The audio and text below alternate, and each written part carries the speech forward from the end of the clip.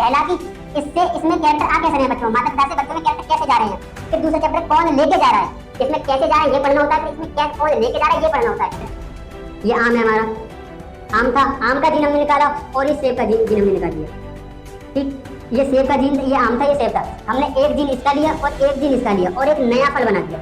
अब इस फल को जब आप खाओगे तो आपको आम का स्वाद भी मिलेगा, सेब का स्वाद भी मिलेगा। अब से पिछले 500 साल तक का हम डेटा निकालें तो 784 स्पीसीज, 784 जातियां जीवों की, ऑर्गेनिज्म की खत्म हो चुकी है दुनिया से। डायनासोर थे, अब नहीं मिलते, विलुप्त हो गए हैं बहुत सारी, यानी पिछले 500 साल में 784 जातियां विलुप्त हो गई हैं, गायब हो गई हैं, कहाँ गई पता नहीं, यानी खत्म हो गई अर्थ से। हेलो गाइस, कैसे हैं आप सब लोग। आई होप कि आप सब ठीक होंगे, खैरियत से होंगे। और आज की वीडियो का टाइटल और थंबनेल देखकर तो आप समझ ही चुके होंगे इस वीडियो का मकसद क्या है और इस वीडियो में क्या पढ़ाया जाने वाला है, क्या समझाया जाने वाला है। ठीक है, लेकिन फिर भी मैं एक बार आपको बता देता हूँ आज भी इस वीडियो में जो 12th क्लास का टोटल सिलेबस जो होता है, जो बोर्ड एग्जाम में आता है, बोर्ड एग्जाम में परफॉर्मेंस किया जाता है, उसका पेपर में कैसे क्या बनता है, पेपर में कहाँ से क्वेश्चन उठ के आते हैं पूरे सिलेबस से, वो हम इस वीडियो में देखने वाले हैं। और ये जो 12th क्लासेस में टोटल 5 सब्जेक्ट होते हैं, बायोलॉजी यानी कि जीव विज्ञान, केमिस्ट्री यानी कि रासायनिक विज्ञान, फिजिक्स यानी कि भौतिक विज्ञान और हिंदी इंग्लिश, ये 5 सब्जेक्ट होते हैं। 5 सब्जेक्ट को हम यहाँ पे आपको रिकवर करके दिखाएंगे कि किस सब्जेक्ट में किस चैप्टर से किस टॉपिक से क्वेश्चन आते हैं, क्योंकि आपके पास अब ज्यादा टाइम नहीं है, बस नवंबर और दिसंबर बचा है। शायद जनवरी में, मतलब किसी टाइम पे आपके एग्जाम हो सकते हैं, बोर्ड एग्जाम हो जाते हैं जनवरी या फरवरी में, बोर्ड एग्जाम हो जाते हैं। तो आप एटलीस्ट अपने पास 2 या 2.5 महीने मान के चलिए, नवंबर और दिसंबर और जनवरी छोड़ दीजिए, चलो जब हम 2 महीने मान के सिर्फ नवंबर और दिसंबर, इन 2 महीनों के बाद आपके बोर्ड एग्जाम है। तो 2 महीने के अंदर आप सब कुछ तो ये पढ़ नहीं सकते, क्योंकि पूरा बोर्ड जो 12th क्लास है उसका पूरा सिलेबस है बायोलॉजी का ही, ये सिर्फ और सिर्फ बायोलॉजी यानी जीव विज्ञान का है। जो फिजिक्स, केमिस्ट्री, हिंदी और इंग्लिश है वो हम दूसरी वीडियो में देखेंगे, इसमें सिर्फ बायोलॉजी देखने वाले हैं। तो ये पूरा सिलेबस है, पूरा तो आप पढ़ नहीं सकते क्योंकि इतना बड़ा सिलेबस है 12th क्लास का, और 2 महीने में रिकवर करना, यानी कि 1 साल का सिलेबस 2 महीने में पढ़ना, यानी कि लगभग इम्पॉसिबल। बहुत पॉसिबल है, अगर पढ़ने वाला हो तो पढ़ सकता है, लेकिन बहुत मुश्किल है, बहुत ज्यादा मेहनत करनी पड़ेगी। लेकिन अगर आप, क्योंकि ये बोर्ड एग्जाम है, यहाँ पे आपको सिर्फ परसेंटेज बनाने, ये कॉम्पिटिशन लेवल का एग्जाम नहीं है, ये बोर्ड एग्जाम है। तो आप इसको एक बोर्ड एग्जाम की तरह दीजिए, ना कि कंपटीशन की तरह। तो आप वो पढ़िए इन 2 महीनों में जो एग्जाम में आने वाला है, और फालतू का कुछ मत पढ़िए। तो वीडियो में आपको वही बताएंगे कि एग्जाम में, पेपर में क्वेश्चन कहाँ से बनेंगे और किस टॉपिक से बनेंगे। ये सीरीज है, सीरीज का नाम है सफलता सीरीज, यानी कि आप सिर्फ इन 2 महीनों में पढ़ के सफल कैसे हो सकते हो। अभी सफलता जिंदगी की नहीं, ये सिर्फ 12th क्लास यानी इंटर की है। जिंदगी में सफल होने के लिए आपको बहुत पापड़ बेलने पड़ेंगे। यहाँ पे सिर्फ इंटर की बात कर रहे हैं। इंटर में अगर आपको बोर्ड एग्जाम देके रिजल्ट में अगर आप 85% या 90% बनाना चाहते हो, तो आप सिर्फ इस सीरीज के मुताबिक चलिए। 2 महीने में ये सीरीज कंप्लीट हो जाएगी, 2 या 2.5 महीने में। और इन 2 महीनों में ये सीरीज से आपको इतना सीखने को मिलेगा कि आराम से आप ईच सब्जेक्ट, हर सब्जेक्ट में, अपने 5 सब्जेक्ट में लगभग 80 या 85 नंबर 100 में से ला सकते हो। और क्योंकि अगर आप इंटर को देखें तो इंटर में जीव विज्ञान, बायोलॉजी में टोटल 13 सब्जेक्ट हैं। पहले ज्यादा होते थे, लेकिन अब सिलेबस कम हो गया है, बहुत सारे चैप्टर कट गए हैं। और जो चैप्टर यहाँ पे लिखे हुए हैं, इन चैप्टर के अंदर से भी कुछ टॉपिक डिलीट हो गए हैं। तो कौन से टॉपिक डिलीट हो गए हैं वो आपको नहीं पढ़ने, बिल्कुल भी नहीं पढ़ने हैं। और जो इंपोर्टेंट टॉपिक कौन से ज्यादा पढ़ने हैं, कौन से कम पढ़ने हैं, वो सब कुछ हम आपको बताने वाले हैं इसी वीडियो में। तो चलिए टाइम वेस्ट ना करते हुए वीडियो को स्टार्ट करते हैं। अगर आप चैनल पर नए हो तो चैनल को सब्सक्राइब कर दीजिए और वीडियो को लाइक कर देना, और अपने दोस्तों के साथ इस वीडियो को शेयर कर देना, ताकि वो भी इस वीडियो से फायदा उठा सके और उन्हें भी पता चल सके क्या पढ़ना है क्या नहीं पढ़ना है। बहुत सारे ऐसे बच्चे जिनको यही पता नहीं है कि सिलेबस से कौन कौन से चैप्टर डिलीट हो गए हैं। वो पुरानी बुक से पढ़ रहे हैं ना, तो पुरानी बुक में तो टोटल सिलेबस दिया है जो था पहले, लेकिन जो डिलीट हो गया वो तो पुरानी बुक में है ना।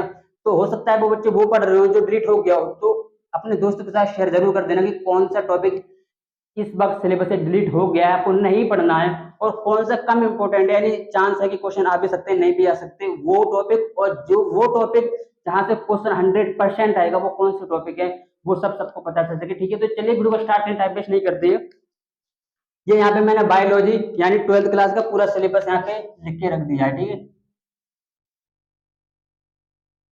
12th क्लास का सिलेबस है बायोलॉजी, जीव विज्ञान यानी इंपोर्टेंट टॉपिक्स यानी कि चैप्टर, कौन से इंपोर्टेंट चैप्टर है, उन चैप्टर के अंदर कौन से इंपोर्टेंट टॉपिक है जो आपको पढ़ने हैं। चैप्टर भी आपको पूरा नहीं पढ़ना, वही पढ़ो जो आपके लिए इंपोर्टेंट हो। ठीक है, तो ये टोटल 13 सब चैप्टर होते हैं, 12th क्लास की बायोलॉजी में। और यूनिट की बात करें तो टोटल 5 यूनिट होती है, ठीक है। तो पहले चैप्टर से स्टार्ट करते हैं। पहली यूनिट है उसमें रिप्रोडक्शन यानी कि जनन। देखिए, अगर आपको सिलेबस को पढ़ना है, समझना है, तो आपको नाम को समझना पड़ेगा। अगर आप नाम समझ लेते हो तो बहुत कुछ आपकी समझ में आ जाता है। तो अगर नाम यहाँ पे दिया रिप्रोडक्शन यानी कि जनन, यूनिट का नाम है। यूनिट पहली कौन सी है? फर्स्ट यूनिट जनन यानी कि रिप्रोडक्शन। यानी कि इस यूनिट में आप जो भी चैप्टर पढ़ोगे वो रिप्रोडक्शन से रिलेटेड होंगे, जनन से रिलेटेड होंगे कि बच्चे किस तरह से पैदा होते हैं और क्या क्या तकलीफ होती है, क्या क्या मतलब सारा प्रोसेस क्या होता है, वो सब आप इस यूनिट में पढ़ने वाले हो। तो इसमें 3 चैप्टर आ जाते हैं, यानी कि एक इंसान कैसे जनन कर सकता है, रिप्रोडक्शन कर सकता है, कैसे इंसान बच्चे पैदा कर सकता है, और प्लांट पेड़ पौधे ये सब कैसे बच्चे पैदा कर सकते हैं, ठीक है। तो यहाँ पे पहला चैप्टर आ जाता है पुष्पीपाद में लैंगिक जनन यानी रिप्रोडक्शन फ्लोरिंग प्लांट। यानी इस चैप्टर में पढ़ने वाले हो कि जो फ्लावर होते हैं, सॉरी जो प्लांट होते हैं और प्लांट में जो फ्लावर होते हैं वो कैसे रिप्रोडक्शन करते हैं और किस तरीके से एक प्लांट से एक नया प्लांट बनता है। जब आप खेत में जमीन में बीज डाल देते हो तो बीज से कैसे एक नया पेड़ और पौधा बनकर तैयार हो जाता है, वो सब आप इस चैप्टर में पढ़ने वाले हो। दूसरा चैप्टर आता है मानव जनन यानी ह्यूमन रिप्रोडक्शन। इसमें आपको वो पढ़ाया जाता है कि जो इंसान होता है, मानव जो होता है ह्यूमन, वो कैसे रिप्रोडक्शन कर सकता है, कैसे एक नया बच्चा पैदा होता है, कैसे एक नया बच्चा माँ के पेट में बनता है, कैसे सारा प्रोसेस होता है, कैसे रिप्रोडक्शन, गैमेटोजेनेसिस, ट्रांसफर वगैरह सब कैसे होते हैं, वो सब इस चैप्टर में पढ़ने वाले। दूसरा होता है जनन स्वास्थ्य, यानी कि पहला चैप्टर है पेड़ जो होते हैं वो कैसे एक नया प्लांट पैदा कर सकते हैं। फिर दूसरा चैप्टर है इंसान कैसे एक नया बच्चा पैदा कर सकते हैं। फिर तीसरा चैप्टर है जो बच्चे पैदा होते हैं, जब कोई भी फीमेल, कोई भी माँ बच्चे को जब जन्म देती है, बर्थ करती है, तो उस टाइम उस फीमेल को क्या क्या तकलीफें हो सकती हैं, क्या क्या बीमारियां यानी तकलीफें या परेशानियां हो सकती हैं, या कोई बीमारी भी हो सकती है, क्योंकि बच्चों को बर्थ दे रही है और ये आप समझ सकते हो कितना मतलब कितना हार्ड काम है ये संसार के वर्ल्ड का। तो आप समझ सकते हो। तो इसमें आपको रिप्रोडक्टिव यानी रिप्रोडक्टिव हेल्थ से रिलेटेड, जैसे एड्स की बीमारी हो गई और भी बीमारी हो जाती है, जैसे जेनाइटल यानी जैसे कि जेनाइटल कैंसर हो जाता है, वेजाइनल कैंसर हो जाता है, ये सारे कैंसर हो जाते हैं, ओवरी कैंसर हो जाता है, ये सारे कैंसर जो होते हैं कैसे होते हैं, सबसे कैसे बचना होता है, और रिप्रोडक्शन के दौरान बच्चे की हेल्थ के दौरान जो बीमारी होने वाली होती है वो सब कैसे रुक जाते हैं। अनवांटेड प्रेगनेंसी यानी हम नहीं चाहते कि, यानी कि फीमेल है, कोई फीमेल नहीं चाहती कि वो प्रेग्नेंट हो, तो वो फीमेल कैसे बच सकती है कि उससे प्रेग्नेंट ना हो, प्रेगनेंसी को कैसे रोक सकती है, वो सब इसमें पढ़ने वाले हैं। तो रिप्रोडक्शन यूनिट थी कैसे बच्चे पैदा होते हैं और उस टाइम क्या क्या परेशानी होती है, उन सबसे कैसे बचना होता है, अगर कोई बीमारी हो रही है, कोई तकलीफ हो रही है तो उससे कैसे बच सकते हैं, ठीक है। दूसरी यूनिट आती है जेनेटिक्स और इवोल्यूशन। जेनेटिक एंड इवोल्यूशन यानी कि वंशागति एवं विकास। पहले पढ़ने हम जेनेटिक्स क्या है, यानी कि जब जब दुनिया बनी थी, दुनिया कैसे बनी थी, इस चैप्टर में पढ़ने वाले हो। तो ये रहा इवोल्यूशन यानी कि विकास। इस चैप्टर में पढ़ते हो कि संसार, ये से ब्रह्मांड सब कैसे बना, फिर अर्थ कैसे बनी, पृथ्वी कैसे बनी, पृथ्वी पे पेड़ पौधे कैसे पैदा हुए, इंसान कैसे पैदा हुआ, पहले इंसान कौन था, सबसे पहले कौन बना, क्या बना, कैसे बना, वो सब आप इसमें पढ़ने वाले हो। फिर उस टाइम जो बन रहे थे, यानी कि पहला कोई ना कुछ पहले इंसान रहा होगा दुनिया में, तो उस इंसान से दूसरे इंसानों में जो कैरेक्टर जो थे वो ट्रांसफर हो गए, एक इंसान से दूसरे इंसान में चले गए। यानी कि बाप लंबा था तो बेटा भी लंबा हो गया, माँ थोड़ी लंबी थी तो बेटी या बेटा जो भी था वो लंबे हो गए। यानी कि अगर पेरेंट्स में जो कैरेक्टर हैं लंबाई के, या फिर और इंटरनल कैरेक्टर होते हैं बाल वगैरह से, बाहर की एक्सटर्नल जिससे उससे रिलेटेड नहीं होता, जेनेटिक लेवल पर जो कैरेक्टर होते हैं वो पेरेंट्स से प्रोजनी में यानी माता पिता से बच्चों में कैसे जाते हैं, वो सब हम इस चैप्टर में पढ़ने वाले होते हैं। वंशागति तथा विविधता यानी कि principle inheritance and variation, principle of inheritance and variation. इसमें दूसरा चैप्टर होता है इसका वंशागति आणविक आधार। यानी पहला चैप्टर जो इसमें हम पढ़ेंगे कि जो कैरेक्टर है माता पिता से बच्चों में कैसे जाएंगे। फिर दूसरा चैप्टर है जो माता पिता से और बच्चों में जो कैरेक्टर जा रहा है वो कौन लेके जा रहा है, यानी कि पहला कि इससे इसमें कैरेक्टर आ कैसे रहे हैं बच्चों, माता पिता से बच्चों में कैरेक्टर कैसे जा रहे हैं। फिर दूसरा चैप्टर कौन लेके जा रहा है, इसमें कैसे जा रहे हैं ये पढ़ना होता है। फिर इसमें क्या कौन लेके जा रहा है ये पढ़ना होता है। और इस चैप्टर में पढ़ना होता है कि ये दुनिया सब कुछ, ये संसार, ये जो कुछ है वो कैसे बना है। अब बात आती है इंपोर्टेंट कौन है, तो जेनेटिक्स और इवोल्यूशन ये जो आपके 100% इंपोर्टेंट है। ये चैप्टर आपको पढ़ना ही पढ़ने। इन चैप्टर से ऐसा कोई भी बोर्ड एग्जाम पेपर उठा लीजिए पिछली प्रीवियस ईयर का, ऐसा एक भी पेपर नहीं होगा जिसमें इन चैप्टर से 3 या 4 क्वेश्चन ना बने हो। जो लॉन्ग क्वेश्चन आते हैं 5 या 6 नंबर के लॉन्ग क्वेश्चन, यानी कि 60 शब्दों में आपको लिखने होते हैं, बहुत बड़ा आंसर उसका लिखना होता है, वो इस चैप्टर से 100% आता है। और बता मानव जनन, क्योंकि क्वेश्चन जो आते हैं वो 2 तरीके से आते हैं, अथवा लिख के आता है। ऊपर क्वेश्चन लिखा होगा, एक क्वेश्चन लिखा है, फिर अथवा लिखा हुआ होगा, और फिर एक क्वेश्चन लिखा हुआ है, यानी इन दोनों में से कोई आप एक क्वेश्चन कर लीजिए। दोनों में से कोई आपको एक क्वेश्चन करना होता है, तो एक क्वेश्चन इसमें से 100% होगा, इन दोनों चैप्टर में से वो एक क्वेश्चन 100% होगा, और बाकी जो दूसरा क्वेश्चन अथवा में आ जाता है वो इस चैप्टर से भी आ सकता है, इसमें से भी आ सकता है, जनरल स्वास्थ्य से कम आता है, इतने चांस नहीं रहते हैं, बाकी इधर इधर जो चैप्टर है इनमें से आ सकता है। ठीक है, एक क्वेश्चन यहाँ से 100% आता है, आप यहाँ से 10 नंबर नोट कर लिए, 10 नंबर के क्वेश्चन यहाँ से आपके एग्जाम में आने ही आने हैं। ये बहुत इंपॉर्टेंट चैप्टर है, ये दो चैप्टर बहुत इंपॉर्टेंट है, इनको आप नोट कर लीजिए। ठीक है, दूसरा आता है, तीसरी यूनिट है हमारी जीव विज्ञान एवं और मानव कल्याण। जीव विज्ञान मानव, यानी कि जो मानव है, ह्यूमन है, ह्यूमन जीव विज्ञान का, बायोलॉजी का यूज करके, इसका इस्तेमाल करके, इसका उपयोग करके कैसे आगे बढ़ रहा है, कैसे अपने आप में इवोल्यूशन कर रहा है, कैसे बायोलॉजी से फायदा उठा रहा है, वो सब इस यूनिट में आपको पढ़ना होता है। तो पहला चैप्टर से आ जाता है मानव स्वास्थ्य तथा रोग। मानव स्वास्थ्य तथा रोग यानी कि ह्यूमन हेल्थ एंड डिजीज। मानव स्वास्थ्य तथा रोग यानी कि मानव का स्वास्थ्य जो है वो कैसा है, कोई इंसान हेल्थी है या नहीं है, कोई बीमार है कैसा है, वो सब आप इसमें पढ़ने वाले हो। और जो बीमारियां होती हैं वो कैसे होती हैं, किस किस से होती हैं, बैक्टीरिया से होने वाली बीमारी कौन सी होती है, वायरस से होने वाली बीमारी कौन सी होती है, प्रोटोजोआ से होने वाली बीमारी कौन सी है, और हेलमिंथ्स से बीमारी होने वाली कौन सी है, और एक बच जाती है और रिंगवॉर्म से होने वाली बीमारी कौन सी है। जो सब कुछ होता है वो आप सब इसमें पढ़ने वाले होते हो, मानव स्वास्थ्य एवं रोग में। दूसरा था मानव कल्याण में सूक्ष्म जीव, यानी कि माइक्रोब्स इन ह्यूमन वर्ल्ड। सूक्ष्म जीव यानी कि माइक्रोब्स, इनका मतलब होता है ऐसे जीव हम अपनी आंखों से नहीं देख सकते, उनको देखने के लिए आपको माइक्रोस्कोप की जरूरत पड़ती है। माइक्रोस्कोप से ही आप उनको देख सकते हो, अपनी नेक्ड आई से नहीं देख सकते। तो वो सूक्ष्म जीव जिनको हम आंखों से नहीं देख सकते, उनसे हम कैसे फायदा उठा रहे हैं, कैसे उनका उपयोग करके हम नई नई चीजें बना रहे हैं, नई नया एवोल्यूशन कर रहे हैं, नए नए प्रोडक्ट बना रहे हैं जो इंसान के लिए फायदेमंद है। यानी कि उन सूक्ष्म जीव का इस्तेमाल करके जो हम आंखों से नहीं देख सकते, इंसान के लिए ऐसा प्रोडक्ट बनाना जो इंसानों के लिए, इंसानियत के लिए फायदेमंद, नुकसानदायक ना हो, फायदेमंद, वो सब कैसे बनाते हैं वो हम इस चैप्टर में पढ़ने वाले होते हैं। ठीक है, तो पहली यूनिट आती है जीव विज्ञान मानव का, यानी कि मानव का स्वास्थ्य कैसा है, कौन सी बीमारियां किससे होती हैं, और सूक्ष्म जीव जो होते हैं, माइक्रोब्स जो होते हैं, माइक्रो ऑर्गेनिज्म, उनका इस्तेमाल करके हम कैसे नए नए प्रोडक्ट बना सकते हैं। तो इस चैप्टर से भी आप एक क्वेश्चन 100% लिख लीजिए। इस चैप्टर से 100% एक क्वेश्चन आएगा, और इस चैप्टर से 2 नंबर में क्वेश्चन 100% आता ही आता है, ये भी आप नोट कर लीजिए। इस चैप्टर से भी आएगा और इस चैप्टर से भी आएगा, एक क्वेश्चन 100% आएगा। अब इस चैप्टर में किस टॉपिक से आएगा वो जब हम इस चैप्टर को पढ़ेंगे तब आपको पता चलेगा। मैं एक वीडियो में एक चैप्टर को कंप्लीट करूंगा, लगभग वीडियो 1 या 1.5 घंटे की हो सकती है। एक वीडियो में एक चैप्टर कंप्लीट करूंगा, उसमें आपको वही टॉपिक पढ़ाऊंगा जो बोर्ड एग्जाम में आएगा, बाकी नहीं पढ़ाऊंगा। तो आप इस चैप्टर में नोट लीजिए, ये भी इंपोर्टेंट है, कहां से क्वेश्चन आएगा, वो टॉपिक है, टॉपिक कौन सा होगा वो हम अगली वीडियो में जब चैप्टर को पढ़ेंगे तब देखेंगे। ठीक है, फिर आ जाते हैं यूनिट जैव प्रौद्योगिकी यानी बायोटेक्नोलॉजी, यानी कि बायोटेक्नोलॉजी, इससे आप नाम को समझ आ रहा हो, बायोटेक्नोलॉजी। बायो यानी बायोलॉजी और दूसरा कौन सा टेक्नोलॉजी, जी यानी जैव यानी टेक्नोलॉजी, सॉरी प्रौद्योगिकी यानी कि टेक्नोलॉजी, जैव यानी कि जीव विज्ञान। जीव विज्ञान जो उसमें छेड़खानी करके, यानी कि मान लीजिए कोई ऑर्गेनिज्म ने ले लिया, यानी मान लीजिए कोई बैक्टीरिया ले लिया, या फिर आप मान लीजिए जैसे पंजाब में एक साहिवाल काऊ बनाई थी, 2 गाय हमने उस टाइम साइंटिस्टों ने देखी थी, 2 गाय थी, एक गाय जो थी वो बहुत ज्यादा पतली दुबली थी लेकिन दूध बहुत ज्यादा देती थी, और एक गाय जो थी वो तंदुरुस्त बहुत अच्छी थी, मोटी तगड़ी थी, ज्यादा अच्छा कम कम चारा खाती थी और जल्दी पेट भरती थी और तगड़ी थी।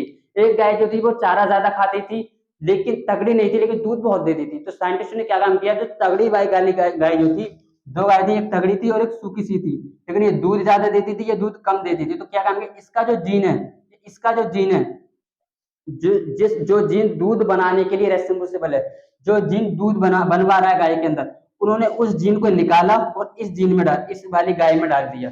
इस गाय के दूध बनाने वाली जीन को निकाला, इस गाय में डाल दिया और एक नई तीसरी गाय बना दी। अब ये मोटी ताजी भी थी क्योंकि इस गाय में इसका जीन था जो गाय को अच्छा तंदुरुस्त रख रहा था, मोटी ताजी रख रहा था, और इसका जीन भी है जो दूध बनवा रहा है, ज्यादा दूध बनवाने। ये तीसरी गाय बन गई, तीसरी कौ बन गई, तीसरी गाय बनी साहिवाल गाय, जो ज्यादा दूध भी दे रही थी, तंदुरुस्त भी थी और कम चारे में पेट भर रही थी। तो बायोटेक्नोलॉजी हम यही पढ़ते हैं कि किस तरीके से जीन, जेनेटिक लेवल पे जीन को छेड़खानी करके एक ऑर्गेनिज्म के जीन को निकाल के, डीएनए को निकाल के दूसरे ऑर्गेनिज्म में डाल के तीसरा ऑर्गेनिज्म बना सकते हैं हम, आर्टिफिशियली जो फायदेमंद हो, दोनों से रिलेट करता हो। यानी कि मान लीजिए एक ऐसा फल, हमने मान लीजिए कोई फल है, ये आम है हमारा, आम था, आम का जीन हमने निकाला और ये सेब का जीन हमने निकाल लिया।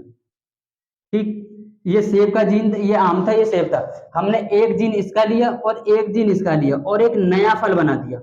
अब इस फल को जब आप खाओगे तो आपको आम का स्वाद भी मिलेगा, सेब का स्वाद भी मिलेगा और फल कोई और होगा। यानी कि जो ऑर्गेनिजम्स हैं उनके जीन को निकाल के किसी तीसरे का तैयार करना, ये सब बायोटेक्नोलॉजी के अंदर होता है।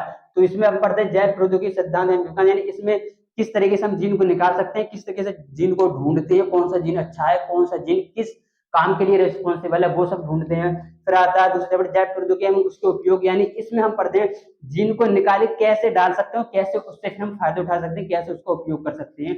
तो ये बायोटेक्नोलॉजी हो गई। ठीक है, चौथी, सॉरी 5 मिनट आती है परिस्थिति यानी इकोलॉजी। और बायोटेक्नोलॉजी से आप इससे 100% यानी जेनेटिक्स यूनिट और बायोटेक्नोलॉजी, ये दोनों सेम इंपोर्टेंट है। हर भर के क्वेश्चन आते हैं इससे, ऑब्जेक्ट में भी आएंगे, यानी विकल्पीय, जो एक विकल्प में क्वेश्चन चुनना होता है वो भी 2 नंबर में आते हैं, वो भी, और जो 5 नंबर में आते हैं वो भी। तीनों में इन चैप्टर से क्वेश्चन आते हैं, तीनों में, यानी लगभग 10 या 15 नंबर के क्वेश्चन इससे मान लीजिए, यानी कि लगभग 30 से 40 नंबर तक का पेपर आपका इन 2 यूनिट से ही बनेगा। 30 से 40 नंबर तक पेपर आपको सिर्फ इन 2 यूनिट से बन जाएगा, बायोटेक्नोलॉजी और जेनेटिक्स से। ये दोनों यूनिट बहुत ज्यादा इंपोर्टेंट है। और तीसरी, चौथी और जो लास्ट यूनिट है वो आती है 5 मिनट परिस्थिति यानी इकोलॉजी, ये भी इसी जेनेटिक की तरह इंपोर्टेंट है, बहुत ज्यादा इंपोर्टेंट। यानी इससे भी लगभग इतने ही क्वेश्चन, इन्हीं की तरह क्वेश्चन आने लगभग, यानी कि 45 नंबर तक आप मान के चलिए, 40-45 तक इन 3 यूनिट से क्वेश्चन आएंगे। किस टॉपिक से आएंगे वो हम चैप्टर पढ़ेंगे तब देखेंगे। ठीक है, अब आते परिस्थिति यानी इकोलॉजी। पहला चैप्टर है जीव या समष्टि, जीव और समष्टि यानी कि ऑर्गेनिज्म एंड पॉपुलेशन। पहली बात आती है इकोलॉजी। इकोलॉजी में क्या होता है? इकोलॉजी में हम ये पढ़ते हैं कि इस अर्थ पर कितने ऑर्गेनिजम्स हैं, इंसान, मतलब इंसान की जो वैरायटी, कितनी वैरायटी के इंसान हो सकते हैं, पेड़ पौधे कितनी वैरायटी के हो सकते हैं, धान जो है वो कितनी वैरायटी के हो सकता है, गेहूं जो है वो कितनी वैरायटी के हो सकते हैं, आम मैंगो जो है वो उसकी कितनी वैरायटी है, कितनी जातियां उसकी, वो सब हम इस इकोलॉजी में पढ़ते हैं। तो पहला चैप्टर है ऑर्गेनिजम्स एंड पॉपुलेशन, यानी पहले चैप्टर ही बता रहा है, पहले चैप्टर क्या पढ़ेंगे? ऑर्गेनिजम्स, जीव, पॉपुलेशन यानी समष्टियां, पॉपुलेशन मतलब है एक शहर में, एक गांव में कितनी पॉपुलेशन, कितनी जनसंख्या है, वो सब कुछ। तो हम इसमें पढ़ते हैं कि वर्ल्ड की जनसंख्या कितनी है, अर्थ की यानी पृथ्वी पर जनसंख्या कितनी है, हमारी इंडिया की जनसंख्या कितनी है, किस पेड़ पौधों की जनसंख्या कितनी है, इंसानों की जनसंख्या कितनी है, वो सब कुछ हम इस चैप्टर में पढ़ने वाले होते हैं। दूसरा चैप्टर आता है इकोसिस्टम। इकोसिस्टम का होता है biotic and abiotic, biotic and abiotic, यानी कि वो सजीव, वो लोग जीव और सजीव, यानी कि इंसान और पानी, हवा, मिट्टी, आग, ये सारी चीजें, और इंसान, जीव, पेड़ पौधे। यानी कि जो एबायोटिक फैक्टर जो होते हैं वो होते हैं जिनमें जान नहीं होती, जैसे कि पानी हो गया, मिट्टी हो गई, हवा हो गई, आग हो गई, ये सारी चीजें से हम फायदे उठाते हैं। और दूसरा होता है इंसान या पेड़ पौधे या कोई ऑर्गेनिज्म या पक्षी या जानवर। तो इन चीजों का रिलेशन, कोई पानी की बूंद आ रही है, पानी की, मान ऊपर से आसमान से बारिश हो रही है, पानी की बूंद गिरी, तो उस पानी की बूंद का किस किस से रिलेशन है, यानी बायोटिक से भी है, एबायोटिक से भी है। उस पानी के अंदर बैक्टीरिया भी है, हवा भी है, ऑक्सीजन भी है, हर चीज है। यानी कि सजीव, निर्जीव, इस दुनिया पर जितनी चीजें, सबका रिलेशन जब बनता है, उस रिलेशन को बोलते हैं इकोसिस्टम। यानी एक दूसरे का रिलेशन जो वो क्या है? इकोसिस्टम, बायोटिक और एबायोटिक फैक्टर का। फिर आता है जीव विविधता एवं संरक्षण। फिर पहले चैप्टर क्या था? इसमें ऑर्गेनिज्म पॉपुलेशन को पढ़ रहे थे।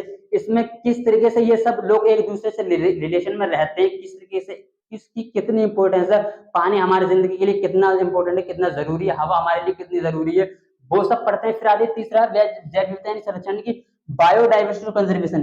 जो बायोडाइवर्सिटी है, यानी कि अर्थ पे जो जातियां, जीव जंतु पाए जाते हैं, वो सब कितनी हैं, और अब जो खत्म हो रही हैं उनको कैसे बचा सकते हैं। यानी कि आप जो देख सकते हो, पिछले अगर 500 साल का जो अब चल रहा है, अब से पिछले 500 साल तक, अब से पिछले 500 साल तक का हम डेटा निकालें तो 784 स्पीसीज, 784 जातियां, जीवों की, ऑर्गेनिजम्स की खत्म हो चुकी है इस दुनिया से। जैसे डायनासोर थे, अब नहीं मिलते, विलुप्त हो गए हैं बहुत सारी। यानी पिछले 500 साल में 784 जातियां विलुप्त हो गई हैं, गायब हो गई हैं, कहाँ गई पता नहीं, यानी खत्म हो गई अर्थ से। तो वही है, कंजर्वेशन मतलब होता है कंजर्व, संरक्षण यानी कि बचाना, और विविधता मतलब डाइवर्सिटी, जो जातियां खत्म हो रही हैं उनको हम कैसे बचा सकते हैं, कैसे कंजर्व कर सकते हैं, उनको खत्म होने से कैसे रोक सकते हैं, वो सब पढ़ने वाले हैं। ठीक है, तो ये पूरा बायोलॉजी का सिलेबस था। टोटल कितने होंगे 13 चैप्टर। अब किस टॉपिक से कौन कौन से चैप्टर कटे वो देख लीजिए।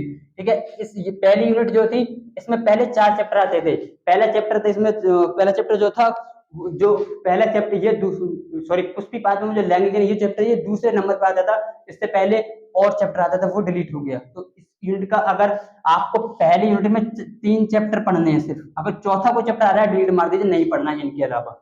इनको पढ़ लीजिए, इनको देखिए, इनके अलावा कोई और चैप्टर है उसको आप डिलीट कर दीजिएगा। फिर आता है यूनिट 2 में वंशागति और विकास, इसमें 3 चैप्टर थे, अभी भी 3 ही हैं।